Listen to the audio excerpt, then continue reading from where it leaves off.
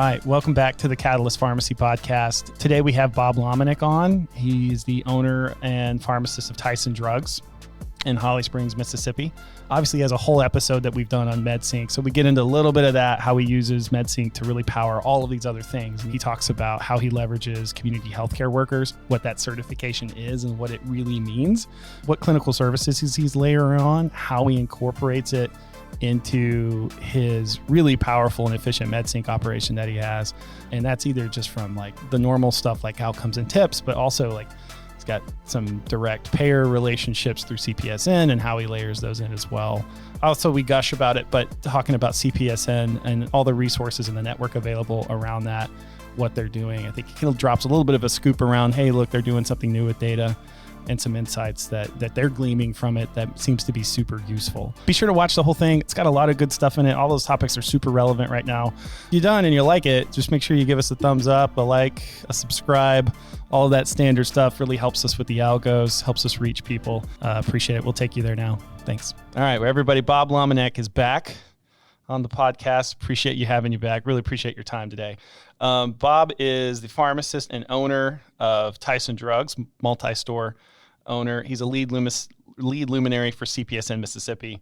Also the 2023 Luminary of the Year with CPSN, doing a lot of work there.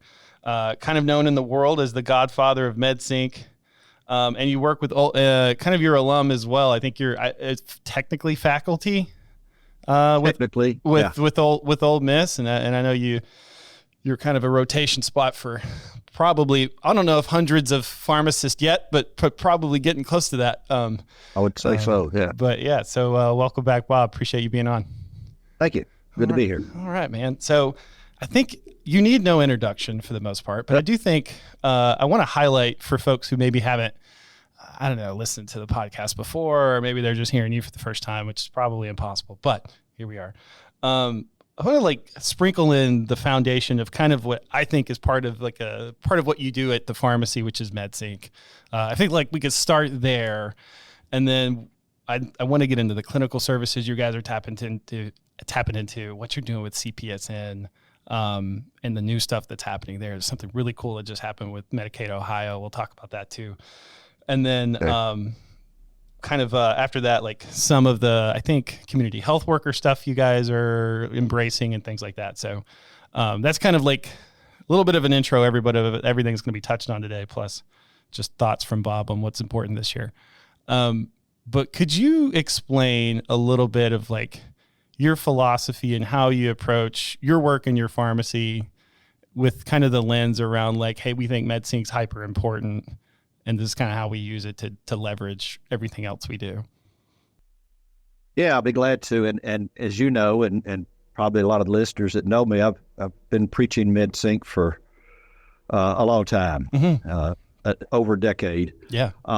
And quite honestly, and I'm going to be pretty strong about this, for the life of me, I do not understand why every community pharmacy does not embrace Med Sync. It's a my last podcast, I told the story. I won't bore everyone with it again, but I got into it for selfish reasons over a decade ago. I wanted my life to be easier, and it does that. Yeah, that's a good reason to do it. Yeah, absolutely.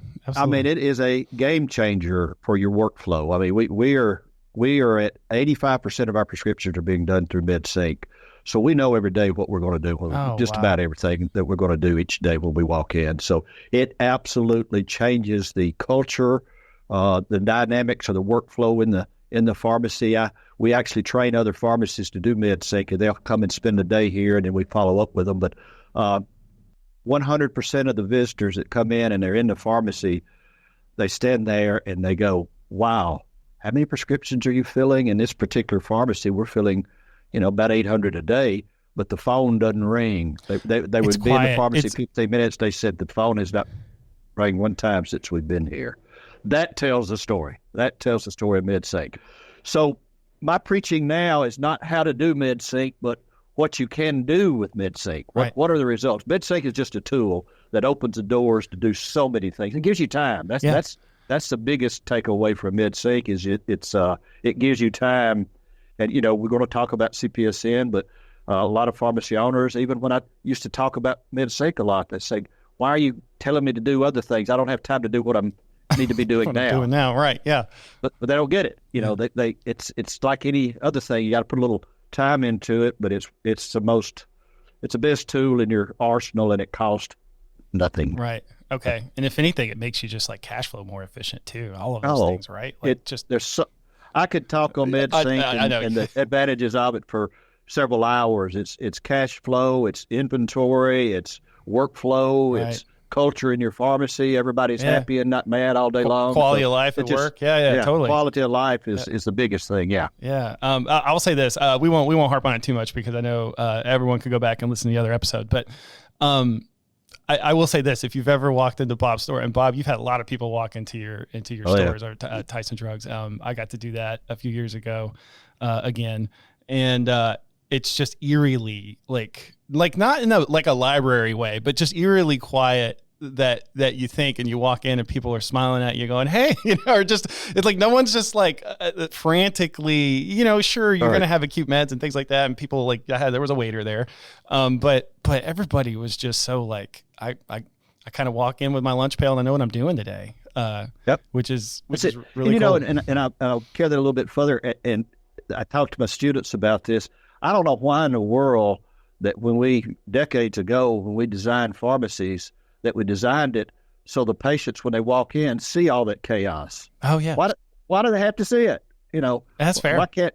Yeah. And I talk about my vision of a perfect pharmacy is when you walk in, you go into baby cubicles, and a pharmacist and a tech greets you in that cubicle, and you sit down and you talk to them. While you're talking to them, the tech could be entering the prescriptions, and it goes behind this magic wall back here. Right. And you got a crew back here that's frantic and working, and then they bring it out. But anyway, I could talk about that, but I don't know why in the world we designed pharmacy to where everyone that walks in, it's just chaos back there. Yeah. It's almost scary. Right. That's fair.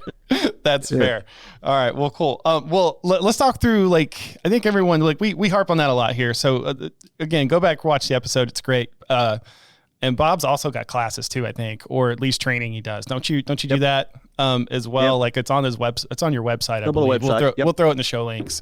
So like if I know, like at one point Bob is always graciously to host folks, but also like it's gotten to the point where everyone's trying to learn it so much. So he's a little bit of a model now to do it in a more structured way. So that's exactly what happened. I'll be honest. When I used to speak at trade shows, people would say, hey, can I come by your pharmacy and see what you're doing? Sure. Mm-hmm. Well, it became overwhelming. Yeah. And my staff, especially my leadership team, said, Bob, you got to stop this. We got to put, as you said, we got to put some structure to this. Yeah. So we do. And we host people and we do follow up with them. So it's all on the website. Yep. We'll throw it in the show notes. So let's talk through so let's talk into the I'll call it higher value stuff. Like Med Sync's really valuable, but it's a great, efficient way to group and create an engine to do the efficiently lower value work a little bit so that you can get to the higher value stuff with the conversation with the patients and interactions that lead to clinical services or things like that. So what are you layering on? How did you even think through what to approach to layer on first? And that's probably different for everybody. But what were your thoughts on it? So when we first started Med Sync, and it was we didn't have a roadmap to follow like pharmacies do now, and quite honestly, I think I know that Pioneers, I'll plug you guys. Your sync model is the best out there, and believe me, we've looked at all of them. Well, we've had a lot of great people to help us with that. Yeah, so. and I'll be honest, Jeff spent a week here when I was started Sync, and quite honestly, I think your Pioneer Sync model is designed after my pharmacy, and I love to talk about that. A lot of it is, absolutely. Yeah, it is, and I've been happy and grateful to help with that. So, but anyway, once I started Med Sync and got through the speed bumps that it was so frustrating, and I talk about this in another podcast, is so many times I wanted to throw in the towel and say, this is not worth it. But I didn't want to go back to where I was. I didn't know whether I was going the right direction, but I didn't want to go back there. Right. So I kept working it, and it was frustrating. But then when I got, I don't remember how many patients, 100, 150 patients, we began to see the results. It was a little bit more calm in the store. Phones weren't ringing as much. And then we were when we would call these patients, and we call them a week in advance, we would talk about their medications. And we would ask them to count their maintenance medications, see how many they had left. Oh. Why I did this, I don't know. Okay. I don't know why I did it. But what I realized, because the counts more often than not were not correct. Oh, okay. So I went, whoa. What I discovered was we have a big adherence problem. Okay. Patients are not taking their medications as they should. So that was my first focus, is we've got to make certain these patients are taking their medications correctly. So, and be quite honest, people would get very defensive. I imagine. Say, Miss Jones, you should only have a half a dozen lisinopril. You tell me you got 12. Are you taking them every day? And they would say, well, of course I'm taking. I know what I'm doing. I've been doing this for years. Well, we've got the numbers. Yeah. It doesn't add up. Right. So we had to figure out a way to improve adherence, and we worked on it. I won't bore you with all the details, but we got compliance packaging, Right. which is a... Y'all have a Right Way. I think it's called Right Way Meds or something like that program. Well, we've actually incorporated under the Tyson umbrella now, but Right Way Meds is it was completely separate from regular pharmacy. And why I did that, I don't know, but it sure turned out to be the right thing to do, completely separate those two packaging models, if Right. you will. So we've got, 700 or 800 patients in that model alone now. Okay. Wow. So anyway, that is adherence on steroids, as I call it. So that was my first endeavor after Med Sync, is focusing on medication adherence. And we still focus on that. I mean, we really do everything we can to make certain patients take their medications correctly. And in today's environment, we've actually shipped a few patients off to other pharmacies because they absolutely would not just can't become adherent, and it cost us money. We were dinged. So that was my first move, I guess, is to really improve on adherence. Got it. So you were looking at this of going, look, I've got star measures, I've got all of these other, like, I'll just say financial implications as well, along with patient health and outcomes to go. That's why I'm jumping in. I'm not even thinking about right now, like, how about all of the other things that you've built upon it now, but like, that's as far as like idea number one, that was like, this is where we got to go because of that. That's interesting. You talked about too, just now about like, hey, you've had them completely separate. I would imagine with that, I'll just call it the compliant packaging side and keeping that as separate as you did. I imagine that helped them figure it out faster though. If you're not inundated with the other half of the business, I imagine there's an advantage to that, of actually being able to go, hey, this crew, all you do is think about this and how to make this good. Don't worry about that's absolutely correct. Somebody coming in with the antibiotics that needs them right now. That's right. That's exactly. And I happen to have the space, and it can be done in a back room. It can be done, but I would strongly recommend keeping it separate. I cannot imagine trying to focus on the packaging while you're in the middle of the hustle and bustle of a traditional pharmacy. I just can't imagine how chaotic that would be. As a matter of fact, when we teach other pharmacy owners, the person who's doing the calling, I tell them to get them as far away from the pharmacy bench as possible. Okay. Put them in another office. Yep. We actually have them upstairs above the pharmacy. We used to have a little office beside the pharmacy, which is where I started them. And what happens when the pharmacy would get busy? They'd pull a sink collar out to help them get caught up. Yep. So I kept moving her further away, and then finally I put her upstairs, and the efficiency went through the roof. Okay. The productivity. So we now have them hidden away in offices so they can't be disturbed. Got it. That makes total sense. Okay. I guess from there, let's talk through a little bit about like some of the clinical services you guys layer on then from there, because I think, again, you can go back and watch the other podcast. He talks about the staff model, like their journey of how to get everybody on board. All of that stuff is all in that other podcast. So go watch it. If you're still kind of like tiptoeing into Med Sync, it's one of the best. We'll put that in the show notes as well, so that it's super easy to get to, so that everyone can kind of like hear the journey of getting a really like large, high efficiency Med Sync model done from a staff perspective and everything. So closing out on the Med Sync pitch, if you're not doing it, get into it. Just dive into it. If you're just, dipping your toe in it, as you said, you need to jump in. I mean, it's a game changer. A little bit challenging at first. Yeah. Anything is, But buddy, the rewards later on are so worth it. As quality of life, you mentioned that. That's the one thing.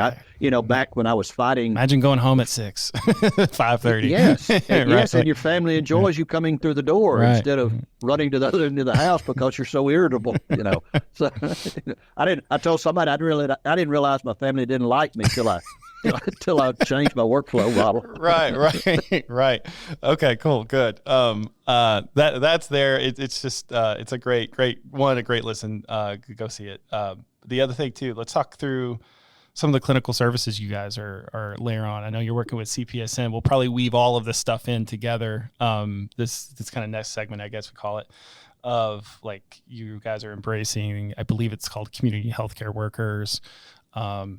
Layer on so many clinical services, plus your work on CPSN nationally, plus regionally there in Mississippi too. So I'll let you start where you want to start with that. Wow. My vision years ago was how do we better take care of patients and dispense? How do we blend this in? Mm-hmm. And Med Sync, as I said, gives you the time to do that. So I don't know, 7 or 8 years ago, the pharmacy school at Ole Miss approached me about a residency program. Well, it scared me to death. Mm-hmm. That was I'm still kind of old school, and I was afraid of that. I didn't quite know what that would look like, and I'm very close to the pharmacy school physically. Mm-hmm. We're only 20 minutes away. Right. And I said, guys, I'll do this, but you got to hold my hand. And so they did. They hired. I don't remember. You remember Dr. Jordan Ballou? Of course, I remember. I was going to ask you how you're doing. Well, she's in South Carolina now. Yeah. She moved up to University of South Carolina and doing a wonderful job. We miss her desperately, but Lindsay Miller is with us now, and she's doing it. She those were big shoes to fill, but she's doing a super job. That's good. But anyway, I brought on a resident, and I didn't know how to blend that clinical services in with a dispensing pharmacy. Mm-hmm. I didn't know enough about the clinical side to know how to do it. I knew how to, because of Med Sync, I knew how to control workflow, and I'd learned that, and I had that really going good, but now I needed to work on the clinical stuff. Okay. So the 3 months of getting my first resident, I said, this is the answer. They are so sharp in knowing how to take care of patients. Right. So we worked together and created the appointment-based model. Was one of the first things we did. We talked about that for decades, right. Appointment-based model. And how it came about was COVID. Okay. We started doing COVID vaccines, and we had done the flu vaccines for years, like a typical pharmacy. Two days during flu season, we'd pitch a tent outside on the side of the road and say, okay, from 10 to 2, and we'd have 200 people there and trying to, so we created and it's on our website as well. You can go in and schedule vaccines now. So we started scheduling COVID vaccines. Okay. And they could go online and schedule, do all the paperwork, and then we schedule, I think, 4 every 15 minutes. Okay. And it was a game changer. And so after COVID and even now, we do a lot of things on an appointment-based model. It has opened up the door for us to be a vaccine destination center. The health department's 2 blocks from here, but they're sending all the people up here to us to get their vaccine. So because of the ease, and even during COVID, when people were lined up at National Guard armories, for miles getting their COVID vaccines, we had them walking through our door, every 15 minutes we had 4 or 5 people, and word spread. So this little community is only like 7,000 people, but we did over, I think, like 8,500 COVID vaccines. Oh, wow. Yeah. So it gave us the opportunity to do things differently and do things better. Okay. So with clinical services, that was our first move, is realizing on the COVID vaccines, and we, that was a nice windfall that we took advantage of because we had a clinical person that could put some structure to it. Right. So, right. And talk about like appointment-based model. Talk about, again, another like predictable thing you can plan for, and staff efficiently. So you're not like just bleeding labor hours for no reason. That's huge. The appointment-based model. When I've seen folks implement it. I think Scott Pace was just on a couple podcasts ago, I think, talking about the same thing. He's like, it just helps you just plan accordingly. And you got a lot of section of your people who like to have a preset time. You got some people that work 12 hours a day too, that kind of just like need to walk in sometimes, and you help those when you can. But like, man, if you can create a model that makes sense like that, you can staff it efficiently. That's right. It's not just limited to vaccines, with doing CMRs and tips and and outcomes and completing all the tips. So our sync callers, I could talk for hours about all this. No, that's okay. I think that's the extra stuff we want to. that call, when we get those tips, those opportunities through outcomes, we tag our patients. So when the sync callers call them, they let them know. They can usually handle the tip on the call, but if it's a CMR they need, they go in the scheduler and schedule an appointment to come in and get the CMR. Oh, that's great. And pick their medicine up at the same time. Yeah. Then the pharmacist, every day, they do a printout of who's coming in that day. Or if we're short on pharmacists and we know it a day or two in advance, we just don't open up any appointments. Okay. So it's very controllable. And like you said, it's predictable.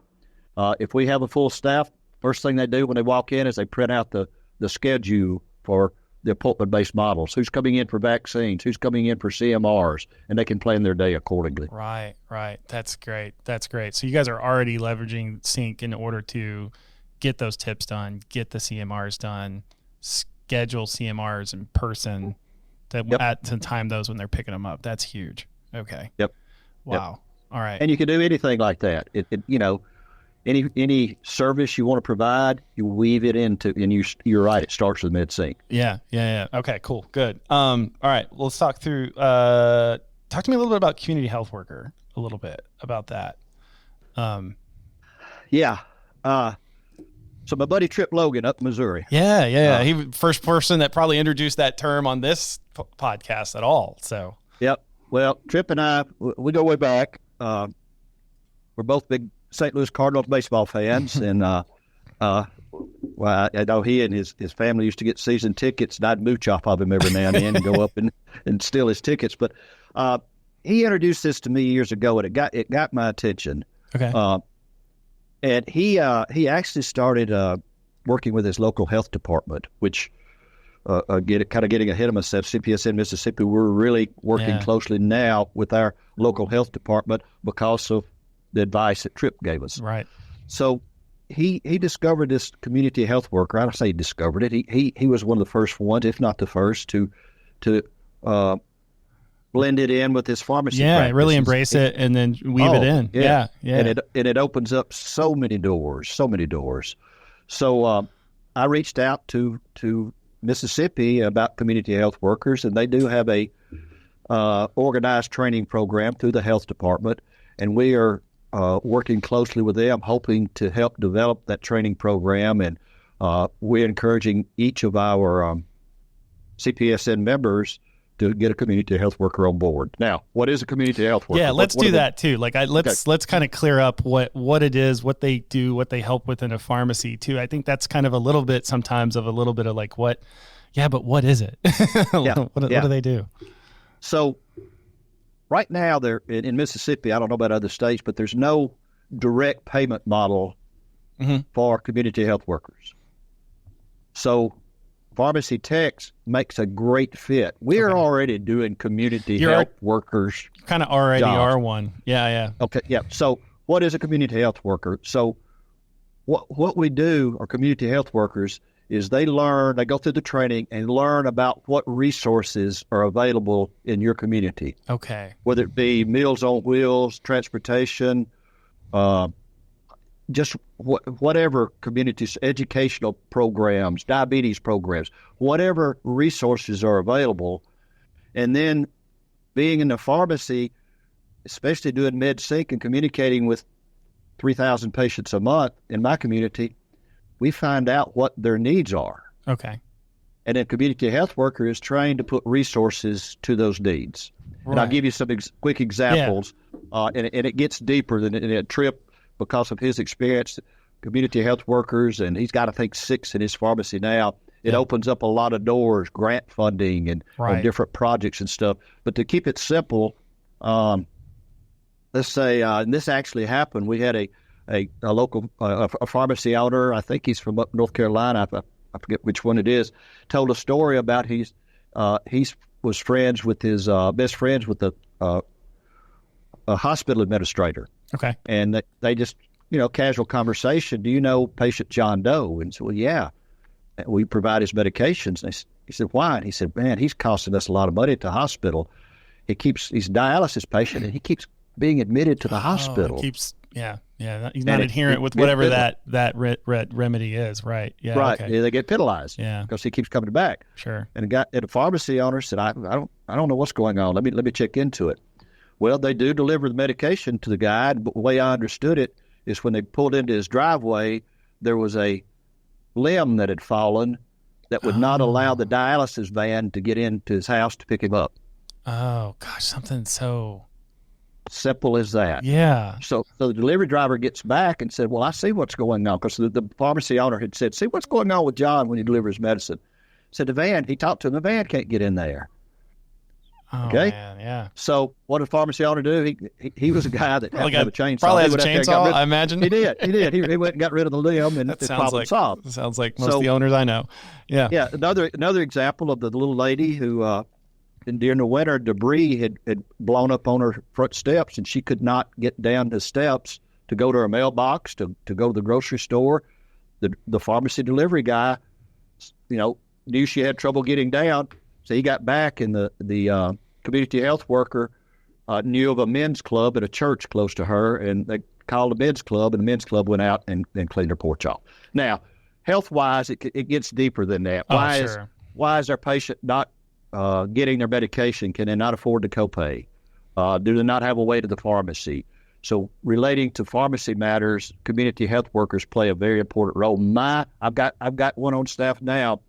One of her patients, the only way she could heat her food was with a microwave oven, and her microwave oven broke, and she was upset when my community health worker called her, who was also my sink caller, and so she reached out to her resources, and somebody donated a microwave oven, and we carried it out and hooked it up for her. Oh, okay. So I'm gonna try to distill it a little bit. So this isn't an official interpretation by any means, but look at a community health worker, for those folks who probably are still trying to figure out how this fits, is someone who's probably the most educated person in the pharmacy around the resources available to enable outcomes in some way. Exactly. And that could be programs for diabetes or something like that, but it also could be access solutions like transportation and things like that. So it's someone who's educated on all of the resources around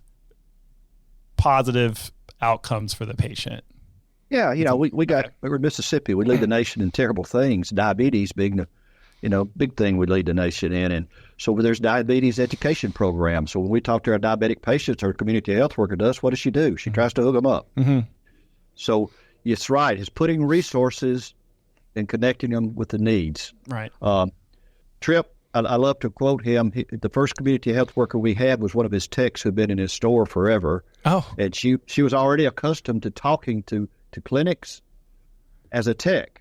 But he said when she got her certificate for community health worker, she told the clinic, said, hey, I'm a community health worker. It changed the whole level of conversation. That's interesting. Carried it to another level. Okay. So that's kind of a term recognized then in those spheres when you're having conversations, whether it be your local Department of Health or some type of clinic or providers. Hey, not only am I the pharmacy tech that does this, but I'm also a community health worker. So that I totally can see they probably look at that person or that pharmacy in a different lens after that. That's exactly right. So again, putting needs to resources, and I was shocked at the amount of resources that are out there that we weren't even aware of. And that's what a community health worker does. Okay, cool. So brace that in the pharmacy. And but also think through okay, cool, there's not a payment model yet for Mississippi for certain services. And you're right. I do think you're right about that, Bob. You're already 80% of the way 80% of the way there, you're just not certified as most pharmacy techs are, especially if you're a super tech in the pharmacy in some way. You're already helping people. You're already doing it. You just maybe don't have the resource knowledge yet that's available out there. That's cool. But there's also like serious, like from a financial model support perspective, you go from someone not filling medications to filling medications now. Like it not trying to like be about the dollar or the margin per se, but it takes a margin to make a model. It's real. It really does. It's real. And so like, if you think through why would you do this? How does this type of certification fund itself? Well, that's how. Well, and as you know, the big buzzword nationwide now is social determinants of health. Yeah. That's exactly what we just talked about. Social determinants of health. What is socially affecting people to where they can't get the healthcare needs that they're entitled to. Right. So, and that's what a community health worker does, is puts that together, which again, getting back to Trip, it opened up so many doors, so many service structures are looking for people to say, hey, this is what we do. Can you help us, direct patients to what we do? So it opens up a lot of doors. Yeah. Could you imagine Trip's got such a great advantage in his market over, I'll just say, bigger box stores or something like that. Question. When you're talking to local departments of health and you go like, half my techs that work in the Med Sync world that are really handling the most complex patients are all community health worker certified as well. Like you're right. It just lends so much credibility probably to the pharmacy itself. On what to do it. So cool. It's exciting. Good. All right. So let's talk through a little bit CPSN wise. Something I saw that was cool that I don't know if you're involved with or not, but it's really in Ohio, that Humana, hats off to Humana actually for this, is going to pay pharmacies for submitting for E&M codes basically on top of, for the complex patients really. And I think just something that just came out like 2 days ago around CMS payment rates, and also like, hey, look, folks are seeing a higher percentage of inpatient hospitalizations. And so I'm just trying to think through, like, with all of that, to me is a recipe for pharmacy to go, hey, remember, we can help. We just did that in COVID. Keep someone out of the hospital. Or just like your story with the guy with the dialysis patient, like leverage us to do that and give us a financial model. Obviously we got to have a financial model to do it. But talk through a little bit about what your involvement with in CPSN. I know you guys are always doing a lot of cool stuff. So CPSN, I was, actually several years ago when CNC said Community Network of North Carolina, CNCC. Yeah, CNCC. Yeah. Remember they got the big grant from Medicare? Yeah. $15 million or something. Well, Troy Trigstead, CEO of CPSN, invited me as well as some other pharmacies owners from different states to that program where they announced the big grant. And I didn't know why I was invited. And that was the purpose of him getting pharmacy owners from across the nation, was the creation of CPSN. With that announcement, we started CPSN. So what does CPSN is? Community Pharmacy Enhanced Service Network. It's high-performing pharmacies that are looking to get paid, and we are doing it differently, outside of that PBM model. Right. Outside of them, we won't get into that, taking our money that we work so hard for. Yes. We get it out of that silo.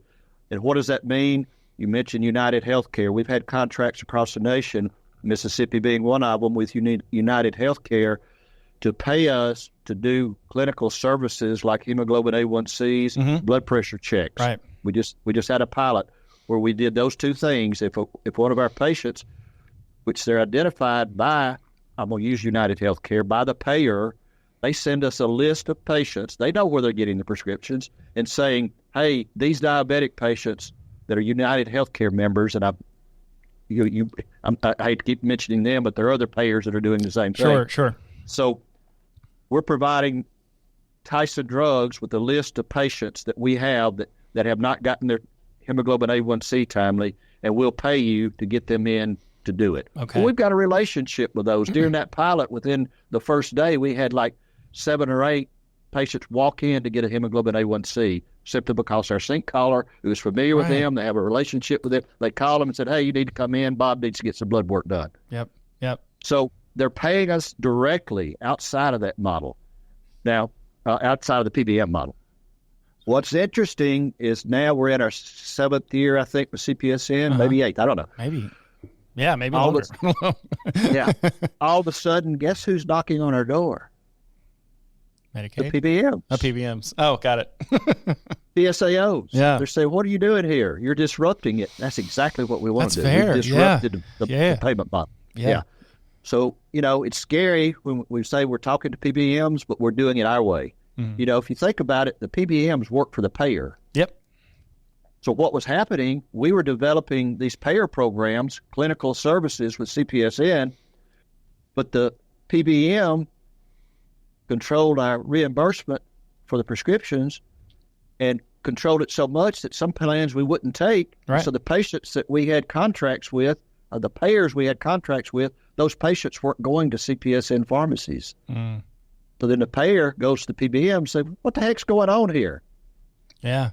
Because we told them they're not paying us enough. Right. They're paying us, we're losing money with those patients. There's no model to support these patients. There's just not. Exactly. Right. Exactly. Yeah. Mm-hmm. So we got a great clinical model that'll keep them healthy, but the patients can't come to our pharmacy because reimbursement sucks so bad. Mm-hmm. Yeah.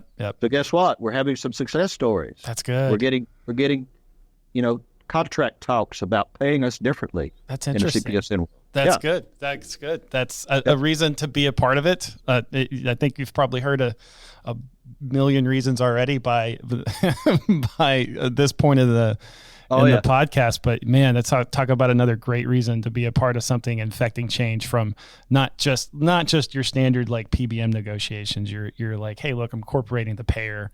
That's bundle. Either driving direct reimbursement relationships or conversations that are bundled services. We're calling it. Yeah. Okay. Good, dude. That's exciting. All right. Well, you folks watching here, you can see, but looking at me, I'm not a young lad. I've seen a lot of changes. You got more hair than me. well, it's not the same color it used to be. But anyway, I've seen a lot of things in my career in pharmacy, and I'm more excited about CPSN as I have been anything. Yeah. Because we're actually able to create a playing field so these students, when they graduate from pharmacy school, they can use what they're being taught, and that's to how to take care of patients. Right.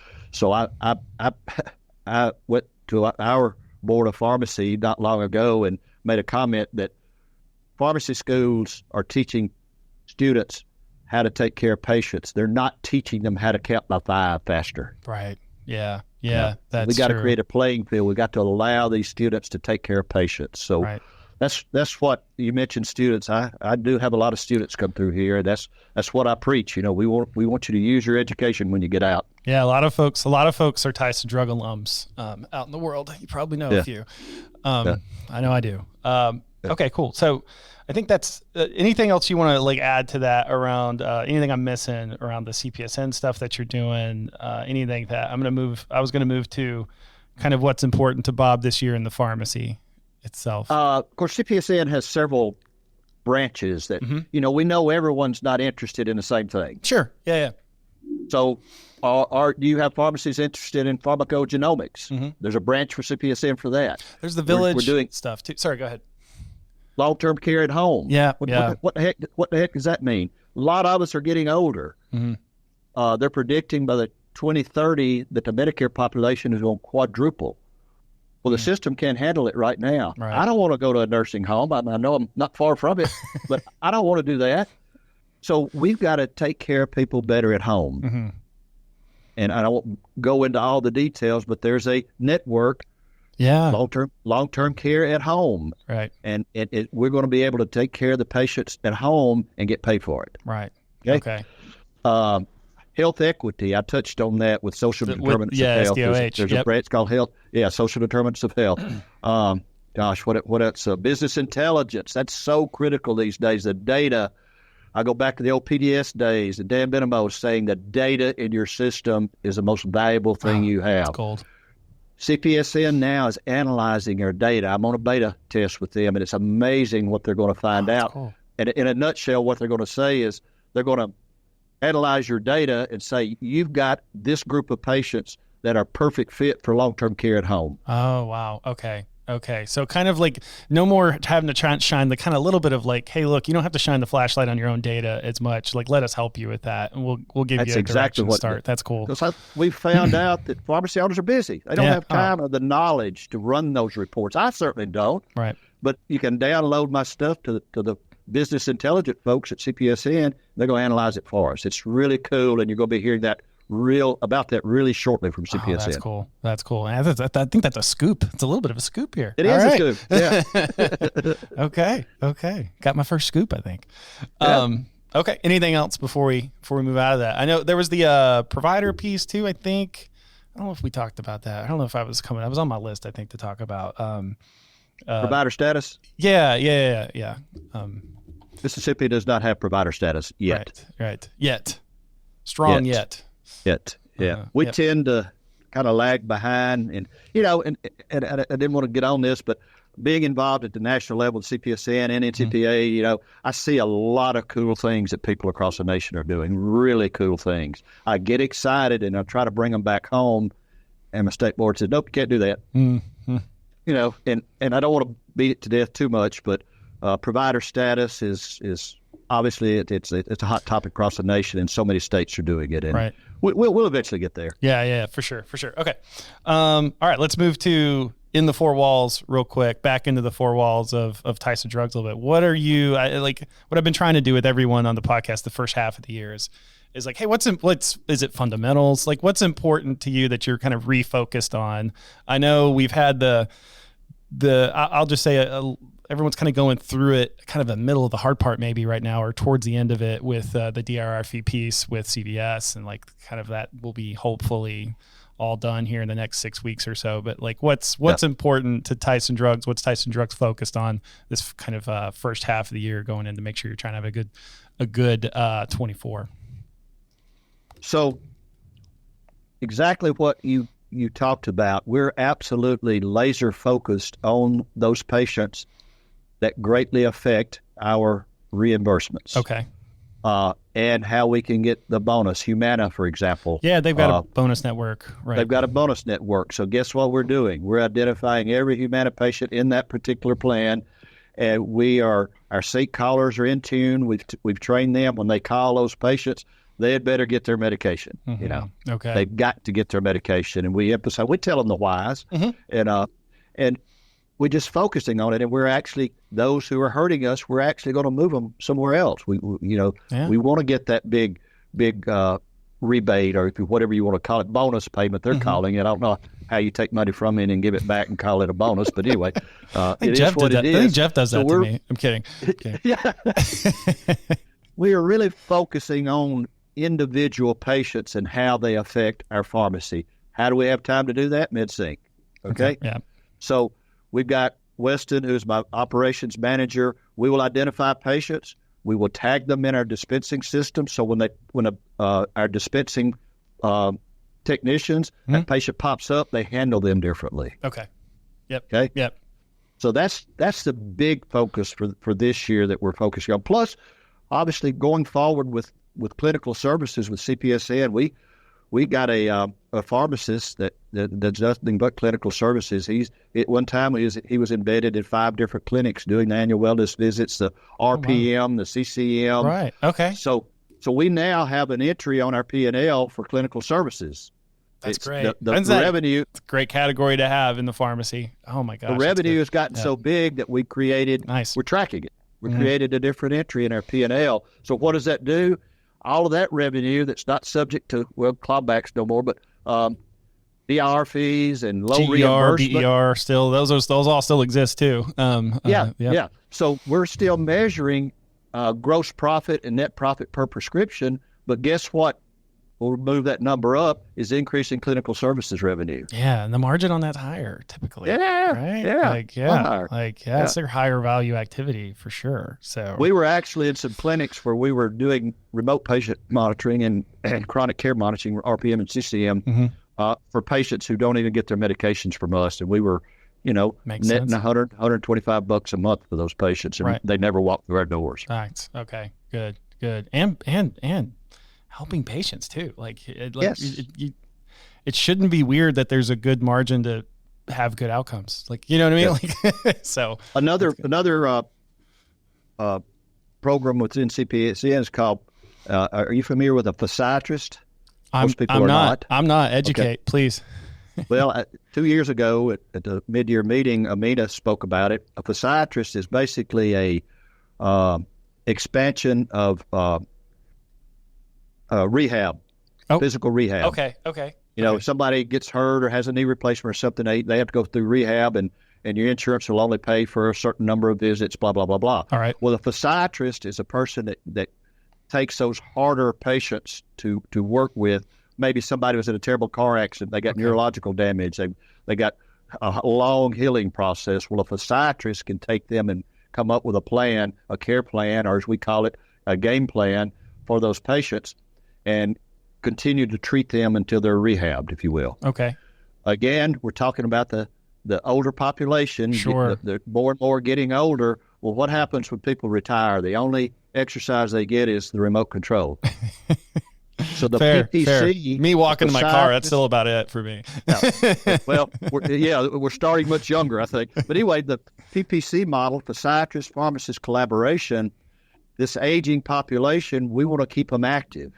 Okay. So we'll if you see a patient walks in with a cane, having trouble, that's a candidate for PPC. Okay. We want to create a plan for them to stay mobile. If it's nothing but standing up and doing leg lifts, or as SWAT with Amina's group said, I wish there was a billing code for watching Wheel of Fortune every night, because that keeps the mind active. Yeah, fair point. Yeah. The plan is to keep that patient active and keep those muscles from wasting away. Right. So there's payment models for that, and that's what PPC is designed to do. Is we work with that physiatrist and we get paid directly, not through another entity. That's nice. For keeping that patient active. He comes up with a game plan, and we incorporate the game plan. Right. Yeah. Talk about bleeding edge too. Man, that's cool. That's a really cool new frontier there. Yeah. To think through. Everybody that walks in your door that's 65 or older qualifies, their potential patient. Okay, cool. Wow. All right. What else? I feel like I just feel like we're just gonna keep you talking now. Well, we're working on some stuff, a 340B program. Okay. A program to where, those GLPs are such a hot topic. Yeah. And most pharmacies don't want to fill them because we're losing money. Yeah. We're working on an alternative for that. Keep them in our pharmacy. Whatever the hot topics are at the national level in pharmacy, you can rest assured CPSN's on top of it. Yeah. Okay, cool. Yeah, no, I've been, obviously that those drugs have been making a lot of news, a lot of headline, whether it's compounding or other models to try to get patients what they need. And yeah, it's a wonder drug. It's a wonder drug. Really is. It's amazing. Crazy. It's just so a lot about out of reach for some, not appropriate for others probably at times, I'm sure. Right. But man, if you can increase access. Yeah. Leading the nation in obesity. But they can't afford these drugs. That's fair. That's fair. Yeah. That's funny. Okay. Not funny, but real. Well, okay, cool. Well, man, I feel like I learned a lot. I didn't know you were doing half the stuff that you were doing from that perspective. Anything you're looking... Well, I've only told you half of what we're doing. That's probably true. It's probably true. Go see his pharmacy. You'll get the other half. Maybe. But anything you're looking at in 24 in the future, 25, anything you got your eye on that maybe other pharmacies should keep an eye on too, that's, maybe you're thinking about? One thing that keeps popping up is and we did this years ago, and the market kind of died out, is home infusions are apparently getting some attention these days. I think they're up too when I read it. If you go look at some data from IQVIA, I think those are up in some way. Yeah. I've been told to do a little research on it, and I plan to do that, just to look into that. Of course, it would, we'd have to have the manpower to do it, but anyway, that's something I'm looking at. Another thing I'm looking at is really getting involved with the School of Pharmacy to get students aware of what's happening in the community pharmacy world at a earlier level. These students don't get, they come and do my rotation and they go, whoa, we didn't realize that all of this could be done in a community pharmacy. Okay. So we need to increase awareness for students at an earlier level. Community pharmacy is kind of taking a beating in the social media world, if you will. But there's some great opportunities in community pharmacy, and the students don't need to hear the negative; they need to hear the positive. So that's one thing I really want to focus on is working with students. And I got my daughter who's a second-year pharmacy student right now. Oh, really? So I've got a vested interest in doing that. You need a model very vested interest. You need a model that sustains for sure. Yeah. Right. Yeah. That's true. Like I always feel like I'm a bad sample because I only ever deal, if I'm using a pharmacy at all, it's a local community pharmacy. So I'm biased, but you're right. I think there's this lens right now with if you want to call some of the bigger chains community pharmacies as well, that people to think that's the only version of it. And it's so not. And you're right. I do think if you can get, I guess I use sales a lot. So if you can get up the funnel a little bit with exposure to different models like yourself and other just like local community pharmacies, it's more of they won't make up their mind by year 3 that they're doing something else. Right. And I'm trying to work closely with the pharmacy school in creating more residency programs in community pharmacy and trying to encourage other pharmacies and have several. I love our residency program, and they would love to duplicate it. And I'm not bashful, as you know, of sharing what I do. I want other independents to be successful, and I don't mind sharing if I'm doing something. And by the way, these pharmacies that come in and learn from me, I always learn something from them too. Oh, that's cool. I always pick up something that I wasn't aware of. So it's really cool sharing. Years ago, community pharmacies wouldn't talk to each other. They were so competitive. But now I'll help my neighbor out. I want us all to be successful. It's clear you got to unite. I mean, you really do. Like think about like a network of, I don't know another better network of folks that share ideas across either state lines or neighbors. It doesn't matter as CPSN. So I know people are probably tired of me saying it on this podcast. So, but it really is. You talk about like they even have a program. We had someone on. I think it was Tiffany. I can't remember. Sorry, if I'm going to butcher that. But even a network for pharmacy techs inside CPSN, which is so cool. Like if you got super techs that you really lean on in your pharmacy that really drive whatever it is, operations, Med Sync, whatever it is, like there's a network of folks that they can tap into to get ideas from as well. Do we have time for me to tell a quick story about okay, I'm so glad you brought up pharmacy techs. We, as pharmacy owners, we don't utilize our techs. I do now. We don't utilize them enough as a general rule. They can be so helpful, and they're looking for things to do. Mm-hmm. Tiffany, you mentioned, we work closely with Tiffany through the Tiffany Caps, I believe, right? Yeah, Tiffany and Weston and Chelsea, they do the Flip the Pharmacy program. Yes. They do a Med Sync program every week. And Tiffany was actually this winter, she came down to visit our store and spent some time with Chelsea and Weston. And, that's cool. That's right. Yeah. That's right. She talked about that. Yeah. Yeah. So it's again, Weston and Chelsea, my techs, my operations manager, my store manager. I mean, they're at a high level in my store, but they're also doing a weekly call with technicians to train them up. Yeah. Now, as you know, I was in high demand for years about speaking at different functions on Med Sync, to associations, to the trade shows. Well, last spring, NCPA called me and said, will you talk about Med Sync at our fall NCPA in Orlando? I said, well, yeah, I'll be glad to do that. Well, Tiffany and Chelsea and Weston were asked to speak on Med Sync at all the trade shows, the Cardinal, Piquesson, oh, cool. Amerisource. Yeah, they were actually asked to speak from a technician standpoint. Yeah. Well, I've been preaching to store owners for years, and the same rut that they get, I don't have time to do all this. Well, guess what? They were so popular at these trade shows because they were speaking as technicians. And Tiffany even told a story one time. She said, you know why they ask us to speak? Because we're the ones who run the stores. And she's exactly right. And so it was such a hit, and there was such demand. It was overwhelmingly successful. NCPA called me and said, hate to do this, but we'd rather have Tiffany and Weston and Chelsea speak than you. Sorry, Bob. I said, yeah. I said, fine, I'll pass the baton, because that's who we need to focus on, is getting our technicians involved and not trying to do everything ourselves, which we're all guilty as pharmacy owners of trying to do everything ourselves. Fair point.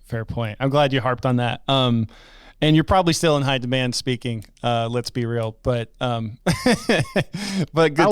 good. It's good. The Bob Lomenick coaching tree is what it sounds like. well, again, I don't mind sharing, and I'm not the smartest person in the world. I figured out something that made my life easier that had some good side effects. Right. What is it? And I'm not calling you this, but what is it? I think it's lazy people make the best engineers at times. I think you're right. Yeah. I wanted something to make my life easier. And I did that. Right. And then I discovered all this other stuff that I could do. Right. Well, that's cool. Again, great I got one more segment before we go. So Prescribables. Again, I'm going to introduce it a little bit, because what I do is just try to ask everybody, what are you reading, watching, listening to, doing that you think people who watch this or listen to this would want to know about? Data. Oh, all right. I mean, it's there. It's right there at your fingertips. It's absolutely amazing. Again, I'm a beta site with the CPSN project. Mm-hmm. I'm so intrigued at what they're doing and what they're grasping from my system. That's just, again, Dad Benamo said years ago, your data is the most valuable asset you have. Mm-hmm. And that is coming to fruition now. I'm seeing it myself from my locations. So, folks, you got to pay attention to your data. You just can't walk in and fill scripts all day, every day. Run that report that you're required to run, walk out. Look at that report. Run different report. Find out those patients that are costing you money and do something about it. Either improve them or get rid of them. That's where we are. That's where we are in our industry now. I think so. I hear it all the time from folks that are like, "Hey, look, I've had to, or they had to let a contract go because, I'm sorry, I can't service you, patient." But I have, and if you're in a state that allows this, I don't know if Mississippi is, but if you're in a state that allows an open dialogue with the patient that goes, "Hey, look, I can't fill it for this, but I can put you on the best cash price I can and still try to take care of you," and a lot of times it's the same or better. I think there was a stat me and Josh were talking about the other day that came out there. 80% of cash prices, or 79, I think is the exact number, for generics now. This is just for generics, is equal to or better for the patient from from a dollar's perspective than just using the copay. So that's where we're at to a degree. You're going to see an emerging direct pay model, we'll call it. Mm-hmm. Big tree through CPSN. That's a direct pay clinic that involves pharmacy. So it's going to be more and more cash models, and we are actually doing that. Introducing a cash model. You think about people who have insurance now. The deductibles are so high; they're never really using it. They really are, dude. Really are, myself included. It really is. Like, I'd rather just pay cash, and I won't ever hit the deductible. I just won't. Yeah. We're fortunate to have good insurance and especially incentivized to use local pharmacies. But there's a lot of people I know that's like, it's just cheaper to pay cash. There's a generic that's literally would be $18 that I was going over with my my grandmother, my mom and my grandmother, that she's paying like $38 for. Yeah. I'm like, no, and I know from what I know about this particular agreement, like 18 of that's clawed back, from the so I'm just like, just go pay $20 and be good. It'll be better for them anyway. Well, I think, and that's, prescribables, that's one thing that we really got to look at is a cash the cash payment model. Who knows what's going to happen with the PBMs? I mean, they're under such scrutiny these days, but there's an advantage if you run your data, run your reports on your data and see how many people are paying cash. And find, I hear store owners all the time, I don't know what's happening. I'm losing money. I don't have, well, are you analyzing? They're filling prescriptions. They're losing a lot of money on. They don't need to do that. Right. You need to address that situation. So it takes time. It takes being educated on your contracts too. Like that's an investment. Yes. It really is. I mean, I get any owner going, there's no way to read them all. There's just not. Well, Pioneer has great reporting features. You can run analysis on every plan there, and if you're losing money on one, get rid of it. Yep. There you go. All right. Well, wisdom from Bob. You heard it, everybody. So, all right. Well, Bob, thanks so much for your time. Really, like, I know you're a high-end demand guy. Appreciate you spending any time with us that you can. And we'll put how to get a hold of you guys in the show notes as well through your website and stuff. That way it's, kind of coming in from the same place that everybody else is using. So we'll throw all in there. But appreciate your time today, Bob. Well, I always talk to Pioneer folks. One thing we didn't talk about is the Beatles, Mark. Oh, we did. Oh, now we could do let's do a 30-minute segment on that right now. We can. Yeah, for people who don't know, Bob has seen the Beatles in person. And I got to go to London a couple of years ago, actually. And my wife, my very sweet wife, surprised me with like this whole tour one day of like Beatles spots, which was I was so jealous. Oh, it was so great. I got to go to the Abbey Road stuff, all that stuff.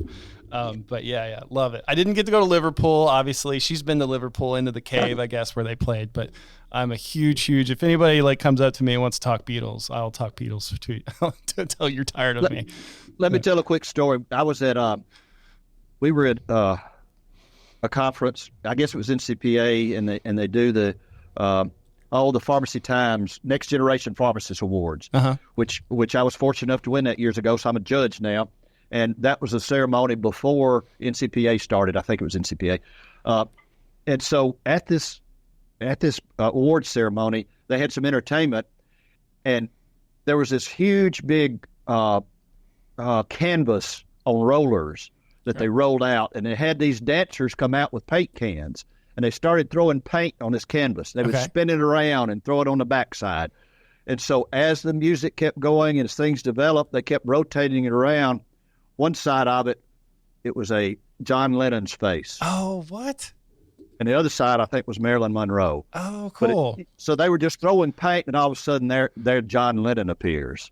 Oh, wow. Well, Parada was a sponsor of this show, and after it was over, I said, "What happens to that canvas? What are you doing with this? What are you doing with this? Guess where it is now? Where is it?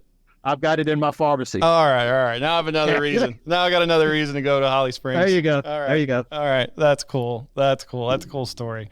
Yeah. Yeah, that's wild. So anyway, if anybody wants to nerd out with me about Beatles, you can approach Bob or I. That's right. That's right. And I've got a Beatles room in my house. Yeah. So. It's almost all I listen to. Every year on Spotify, I'm in the top 0.1% of people. They do that Spotify end of year review, and it's always like it's kind of their way of telling you, "Hey, Mark, maybe you should do something else every once in a while." It's like a little bit. My daughter, who I just mentioned, is in pharmacy school now. She grew up, and all I ever listened to in the car is Beatles. She grew up, in the backseat listening to the Beatles. Yep. And her friends, they freak out when a Beatles song comes on, and Aaron gets down and starts jamming and singing with the Beatles. They say, how do you know all of this? Well, that, and like, it's kind of cool. Like my kids too. My kids, I think they like the Beatles. They probably have a love-hate relationship with the Beatles, to be fair. But, sometimes you'll hear their music in a movie or in something. Like, I think it was in a Disney movie not like a few years back or whatever. And they're like, hey. I was like, I know. They're cool. So, yeah, cool. Well, good stuff. Well, good stuff. Well, Bob, hey, thanks for jumping on, man. Okay. We'll put how to get a hold of Bob in the show notes if anybody wants to chat. Schedule some time to go see him if you can, and then really just appreciate you being on and what you're doing for pharmacy. I think everybody owes you a big thank you. I'm passionate about it. I enjoy doing what I'm doing. I love what we're doing now, so I just want to keep going. Good stuff. I always get energy out of this. All right, thanks, Bob. Bye, everybody. All right, thanks.